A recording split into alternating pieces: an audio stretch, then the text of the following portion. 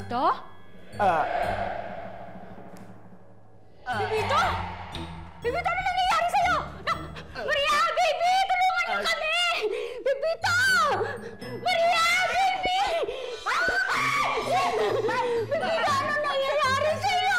Ano nangyayari kay Sel? Hindi ko alam! Sel! Ano ko nangyayari? Hindi ko alam! Huwag yung tatanungin! Nay, tawagan namin si Miss Maricar. Baka matulungan din tayo. Sige! Pepito! Hello? Ma'am? Hello? Teka, sandali. Hindi ko makakontak. Tara.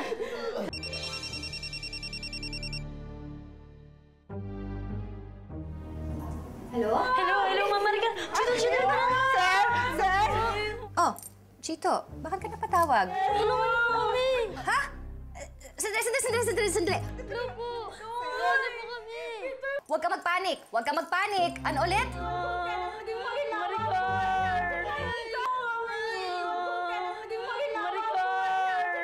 Ha? Ganun ba? Naku, ang gawin ninyo, isakay niyo yung tatay niyo sa kotse tapos sundalin niyo sa ospital. Ay, oo nga pala. Tumawag kayo sa kapitbahay, humingi kayo ng tulong, tapos sabihin niyo inatake sa puso yung tatay ninyo. Basta alalahanin mo dito, huwag daw kayo magpapanik. Naintindihan mo? Huwag kayo magpapanik! Si Mang Ernie, tutulungan tayo. Ernie, makibilis! Si Sir ko! Ayan. O, halika, tulungan niyo ako. Itayo natin siya. Tanda lang! Ayan.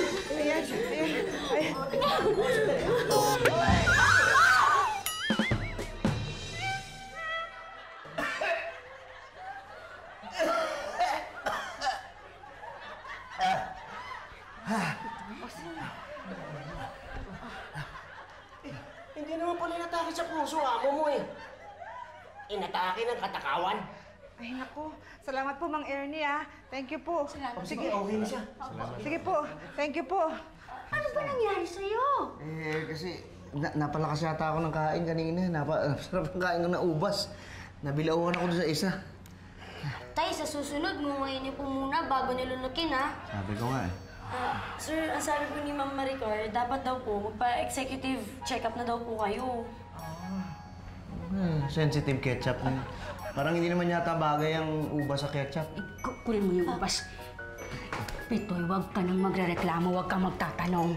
Basta, sundin mo si Maricar kung ano ang sinasabi. Hindi yan ganyan. Delikado yung ginagawa mo. Oh.